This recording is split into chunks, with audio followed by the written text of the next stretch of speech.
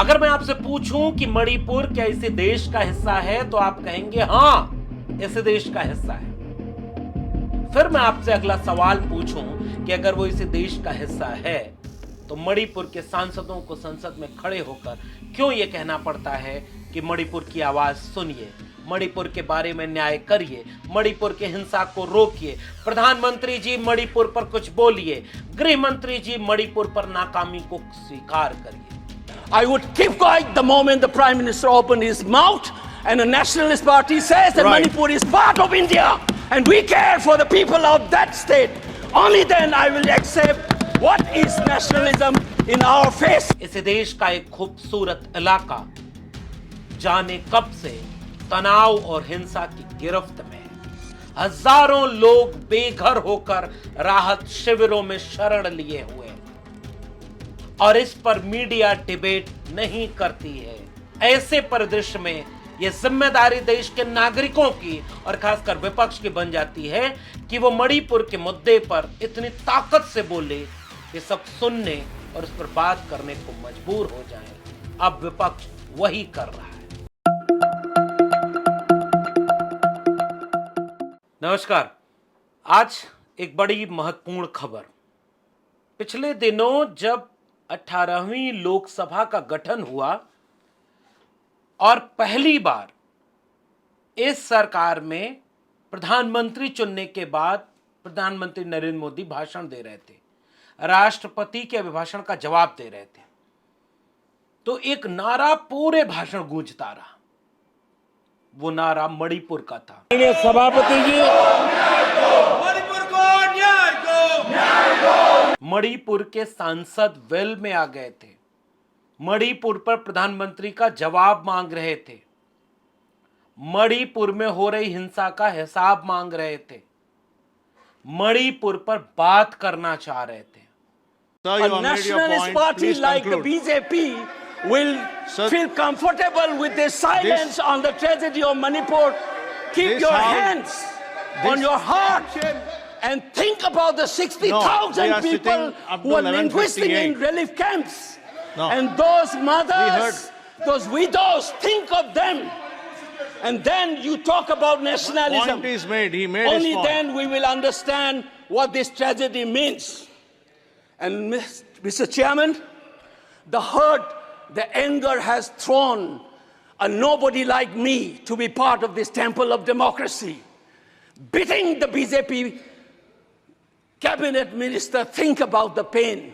If you hear an anxiety, anguish, and a pain in my voice, please go back and see those 60,000 people linguisting in the relief camp. Don't talk about partition remembrance till you bring that. I would keep quiet the moment the Prime Minister opened his mouth and a nationalist party says that Manipur is part of India and we care for the people of that state. Only then I will accept what is nationalism in our face. और फिर पूरा विपक्ष मणिपुर के उन सांसदों के समर्थन में खड़ा हो गया।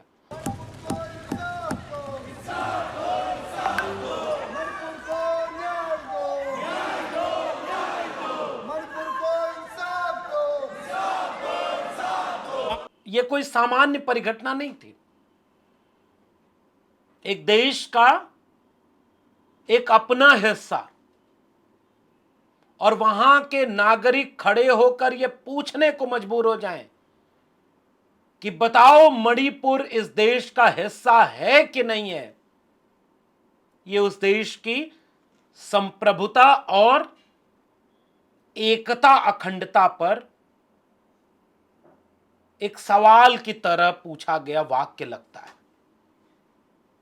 और मणिपुर के सांसदों ने पूछा, विपक्ष के लोगों ने पूछा, और आज भी मणिपुर केंद्र सरकार के सामने एक चुनौती बना हुआ है। और सरकार अमूमन कुछ कुछ कर रही है, एक औपचारिकता, लेकिन इस हिंसा को रोकने में नाकाम है अभी तक फिलहाल। तो मणिपुर जाना चाहिए प्रधानमंत्री जी को। और अब मणिपुर गया है कौन? राहुल गांधी, नेता प्रतिपक्ष, नेता विरोधी दल और राहुल गांधी मणिपुर पहुंच गए। और इसलिए एक सवाल लोगों के जहन में बार बार उठता है,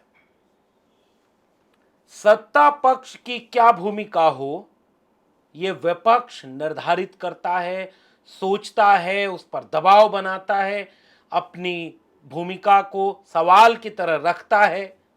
जनता का प्रतिनिधि बनकर सत्ता पक्ष से सवाल पूछता है विपक्ष, और जब सत्ता पक्ष नाकाम दिखे तो विपक्ष वहां खड़े होकर, जनता के बीच खड़े होकर एक आत्मविश्वास भरता है कि लोकतंत्र में हम जनता की आवाज हैं। और वह भूमिका राहुल गांधी ने निभानी शुरू की। पिछले दिनों वो गुजरात गए, अब वो मणिपुर और असम गए हैं। और जनता की भूमिका यह होती है कि वो विपक्ष पर दबाव बनाए रखे और विपक्ष का साथ दे, ताकि सत्ता पक्ष पर वह दबाव बन सके कि सत्ता पक्ष जनता के हक में, हित में फैसला ले, कदम उठाए, लापरवाही न करे, भेदभाव न करे, आलस न करे। तो हर एक लोकतंत्र में हर व्यक्ति का एक फर्ज बना हुआ है। जैसे सत्ता का फर्ज है कि वो अपने किए गए वायदों को निभाए और सत्ता संचालित करे, राज धर्म का पालन करे, कोट अनकोट। राजा के लिए प्रजा, प्रजा में फर्क नहीं हो सकता। लेकिन जब प्रजा को यह लगे, जनता को यह लगे कि वो प्रजा और प्रजा में फर्क कर रही है सत्ता, तो जनता उठ खड़ी होती है और विपक्ष उनके उठ खड़े होने को लामबंद करता है, नेतृत्व देता है, हिम्मत देता है, समर्थन देता है। और राहुल गांधी इस समय वही करते हुए, और पूरा समूचा विपक्ष यही करते हुए दिख रहा है। और प्रधानमंत्री जी विदेश चले गए, एक सिंबॉलिक तरीके से देखिए। ऐसा नहीं है कि एक व्यक्ति है प्रधानमंत्री, वही देश चलाते हैं, जब वो देश में रहेंगे तभी सरकार चलेगी, अगर मान लीजिए वो देश से बाहर चले गए तो सरकार रुक जाएगी, कोई काम नहीं होगा, ऐसा नहीं होता। सरकार एक सिस्टम से चलती है, एक व्यवस्था से चलती रहती है। लेकिन राजनीति में प्रतीकों के गहरे अर्थ होते हैं। जिस दिन देश के प्रधानमंत्री विदेश जाने के लिए फ्लाइट पकड़ रहे थे, उसी दिन यानी सत्ताधारी दल का सबसे बड़ा नेता फ्लाइट पकड़े और विपक्ष का सबसे बड़ा नेता भी फ्लाइट पकड़े और अपने देश के उस इलाके को जाने के लिए चुने जो लंबे समय से अशांत है, भेदभाव का शिकार है, हिंसा का शिकार हो रहा है। ये नैरेटिव बनता है, इससे नैरेटिव खड़ा होता है, इससे विमर्श खड़ा होता है। आपने देखा पिछले दिनों जब विपक्ष पूरी तरह से प्रधानमंत्री के भाषण के सामने खड़ा था, बाद में लाइव में तो चला नहीं, सतत टीवी में तो आप देख नहीं पाएंगे, लेकिन बाद में किसी की मोबाइल से एक शूट हुआ वीडियो आया, जब नॉर्थ ईस्ट के मणिपुर के सांसद प्रधानमंत्री जी से सत्ता पक्ष के सामने सवाल कर रहे थे, तो राहुल गांधी समेत पूरा विपक्ष उनके समर्थन में खड़ा हो गया था, उनका साथ दे रहा था। और यह विपक्ष की एकजुटता का परिचायक है, यह विपक्ष की दूरदर्शिता और देश के मुद्दों पर पक्षधरता का परिचायक है। और वो वीडियो तेवर वाली थी, और यह तेवर विपक्ष को इस बार जनता ने दिया है। जो तेवर और आत्मविश्वास राहुल गांधी में दिख रहा है, जो तेवर और आत्मविश्वास अखिलेश यादव में दिख रहा है, जो तेवर और आत्मविश्वास विपक्ष के बाकी सांसदों में दिख रहा है, यह जनता का दिया हुआ 2024 का फैसला है। और विपक्ष की भूमिका भी यही होती है कि वह जनता की दी हुई जिम्मेदारी को कितना आगे बढ़कर निभाती है। वो लगातार विपक्ष अगर जनता के मुद्दों को उठाएगा तो जनता में एक आत्मविश्वास जाएगा कि हमारी बात हो रही है, हमारी बात कोई सुनने वाला है, हमारी बात कोई कहने वाला है। और राहुल गांधी उनकी बात कहने और सुनने असम और मणिपुर पहुंच गए। असम याद है ना, असम में एक व्यक्ति मुख्यमंत्री है जो पुराने कांग्रेसी हुआ करते थे, और उनके ऊपर कई तरह के घोटाले और भ्रष्टाचार के आरोप लगे। ईडी और सीबीआई जांच करना शुरू करती है, फिर वो मान्यवर कांग्रेस से नाराज होकर बीजेपी ज्वाइन कर लेते हैं। उनकी सारी जांच, सारे भ्रष्टाचार के आरोप अचानक से जैसे शांत हो जाते हैं और फिर वो हिंदुत्व के सबसे बड़े झंडा बरदार बनके यूपी वाले मुख्यमंत्री के सामने चुनौती बन जाते हैं कि कौन बड़ा कट्टर हिंदू है। उनका राज है। बाढ़ आ गई है। असम में हेमंत बिस्व शर्मा मुख्यमंत्री हैं और वहां पर बाढ़ आई हुई है, प्रलय की तरह, बहुत भारी नुकसान जन माल की। हेमंत बिस्व शर्मा की भी तस्वीरें आ रही हैं कि हम वो निरीक्षण कर रहे हैं, लेकिन नेता प्रतिपक्ष असम पहुंच जाए बाढ़ के इलाकों में तो थोड़ी हरकत बढ़ जाती है। राजनीति में ये होता रहा है। राजनीति में विपक्ष के नेता की भी ये जिम्मेदारी होती है कि वो जरूरत के समय जनता के बीच जाकर खड़े हो जाए, उनके आंसू पोंछे, उनको हिम्मत दे, उन्हें दिशा दे, उनके नाराजगी, उनके आत्मविश्वास को एक दिशा देकर के आगे बढ़ाए। और वह काम करने के लिए राहुल गांधी आज असम भी पहुंच रहे हैं। बाढ़ के इलाके का मुआयना करेंगे, वहां की चीजों पर बात करेंगे और इससे क्या होगा, मीडिया का अट्रैक्शन होगा। मीडिया भी बात करने पर मजबूर होगी। और ये कोई पहली बार फिर वहां से मणिपुर जाएंगे, ये कोई पहली बार नहीं है। विपक्ष के जितने भी जिम्मेदार नेता हैं, जागरूक सजग नेता हैं, वो मणिपुर गए और मणिपुर पर लगातार बात कर रहे हैं। राहुल गांधी मणिपुर के उन राहत शिविरों में जाएंगे और जा रहे हैं। राहत शिविरों में जाकर के वहां के पीड़ित परेशान लोगों से बात करेंगे। लोकतंत्र की एक खूबसूरती होती है, आपको याद है, इसको सोचिएगा एक बार। देश के प्रधानमंत्री अभी तक मणिपुर की हिंसा के बाद से टिल नाउ अभी तक मणिपुर नहीं गए। आदरणीय प्रधानमंत्री जी को मणिपुर नहीं जाना हुआ आज तक, वो नहीं गए, मणिपुर नहीं गए। आदरणीय गृह मंत्री जी मणिपुर नहीं गए। इसका अर्थ यह नहीं है कि वो मणिपुर के कुछ नहीं कर रहे होंगे, सरकार है, वो व्यवस्था कर रही होगी, संभालने की कोशिश कर रही होगी, लेकिन नाकाम होने पर जवाबदेही तो बनती है ना। और ये लोकतंत्र का तकाजा है।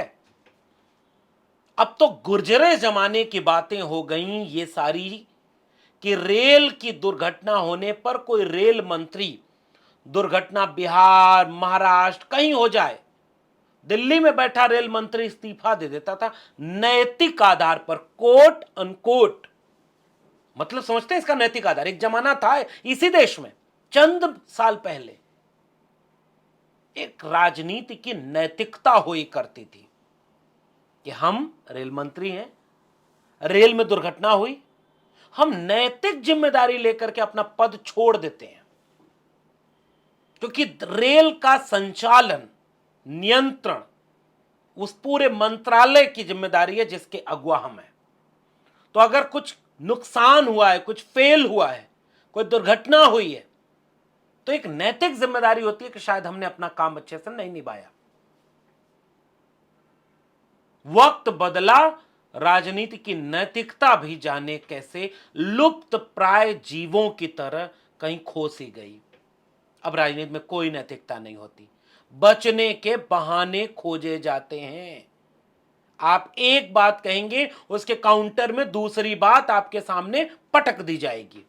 बताओ मणिपुर पर कांग्रेस ने क्या किया, बताओ मणिपुर पर नेहरू ने क्या किया, बताओ मणिपुर विपक्ष क्या कर रहा है, और आप भी उसमें कन्विंस्ड हो जाएंगे और आपको लगेगा ठीक ही तो बात कर रहे हैं। ये नया एक पैटर्न डेवलप हुआ पिछले दिनों। तो वो जो नैतिकता हुआ करती थी कि हम प्रधानमंत्री हैं, हम गृह मंत्री हैं और हम गृह को नहीं संभाल पा रहे हैं, हमारे ही देश के एक बड़े इलाके में आग लगी हुई है। एक खिलाड़ी अगर मुक्केबाजी में मेडल जीतता है तो वहां से रोते हुए वो कह रहा है कि प्रधानमंत्री जी मणिपुर में आग लगी है, उसे बुझाइए। वहां के विद्यार्थी, वहां के नागरिक, देश के बाकी इलाकों के नागरिक गुजारिश कर रहे हैं कि मणिपुर इसी देश का हिस्सा है, वहां आग लगी है, उसे बुझाया जाए। ये एक देश की चिंता होती है।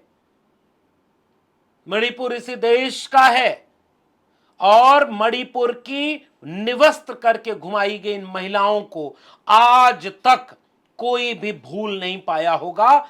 जो भी इंसान होगा उसे इन तस्वीरों में, धुंधली तस्वीरों में, अपने किसी रिश्तेदार का अपनापन महसूस हो रहा होगा। और वो आदिवासी तबके के इलाके हैं। आदिवासियों के बीच जाकर उस गुस्से को महसूस करिए। मनुष्य हैं तो गुस्सा आपको आ जाएगा मनुष्य होने के नाते, लेकिन हो सकता है आपका मनुष्य होने का दर्जा थोड़ा कम हो, तो उनसे जाकर के इस दर्द को पूछिएगा जिनका रिश्ता सीधे आदिवासी लोगों से है। जो आदिवासी हैं, आग की तरह भरा हुआ गुस्सा उनके मन में है कि वो हमारी बहन बेटियों के साथ ऐसा हुआ, भूले नहीं है वो। और सरकारें इस व्यवस्था, क्योंकि मैतेई और कुकी समुदाय दो समुदाय हैं, दोनों के बीच टकराव है, उस टकराव का कोई हल नहीं है क्या? कौन से दृश्य मणिपुर ने नहीं देखे? सशस्त्र सेनाएं बन गई हैं इसी देश में। कोई और सरकार होती तो बीजेपी अब तक क्या कर रही होती, कितना छोड़ती। और कोई मुसलमान होता तो क्या बीजेपी करती? मंगलसूत्र छीन के मुसलमानों को दे देंगे, आरक्षण छीन के मुसलमानों को दे देंगे, भैंस छीन के मुसलमानों को दे देंगे। ये जो जिस दौर में ये राजनीति होती थी, कल्पना करिए कि मुसलमान होते तो क्या होता, आदिवासी हैं तो क्या हो रहा है। क्या कुकी और मैतेई समुदाय के बीच के विवाद को सुलझाने के कोई रास्ते नहीं है? क्या प्रधानमंत्री जी केवल मणिपुर के लिए एक पैगाम दे दें कि हम वहां के लिए चिंतित हैं, इतने भर से मामला सुलझ जाएगा? और अगर नहीं सुलझ रहा है तो कोई ठोस ऐसी रणनीति क्यों नहीं बना पा रही है केंद्र सरकार, जिससे वहां शांति बहाल हो जाए, वहां के लोगों को सुकून मिले, हिंसा थम जाए। देश का कोई भी नागरिक है ना, अगर उसके दिल में इंसानियत है तो केवल इतनी सी अपील करता है। और अगर सत्ता पक्ष में बैठे लोग यह काम करने में नाकाम हो रहे हो, तो विपक्ष की जिम्मेदारी बनती है कि सत्ता की नाकामी पर सवाल उठाने के लिए जनता के बीच जाए, जो आज नेता प्रतिपक्ष कर रहे हैं। असम की बाढ़ के बीच भी पिछले दिनों वो गुजरात गए, फिर वो हाथरस, फिर उसके बाद असम की बाढ़ के बीच लोगों के बीच मिलेंगे, और मिलने के बाद असम के उन रिलीफ कैंपों में भी जाएंगे। और फिर राहुल गांधी का ये एक कार्यक्रम बना हुआ है कि वो वहां के गवर्नर से भी मिलेंगे। और जब मैं ये रिकॉर्ड कर रहा हूं तब तक अभी मुलाकात नहीं हुई है, लेकिन खबर ये आ रही है कि वो हो सकता है मणिपुर में राष्ट्रपति शासन लगाए जाने की मांग करें। और ये लोकतंत्र का तकाजा है, मांग की जानी चाहिए और मांग की जाती रही है। और उसके बाद प्रेस कॉन्फ्रेंस करके राहुल गांधी इस पूरे मसले पर अपनी बात रखेंगे। और ये एक देश के लिए चिंताजनक है कि कुकी और मैतेई समुदाय के बीच हिंसा इस हद तक बढ़ जाए।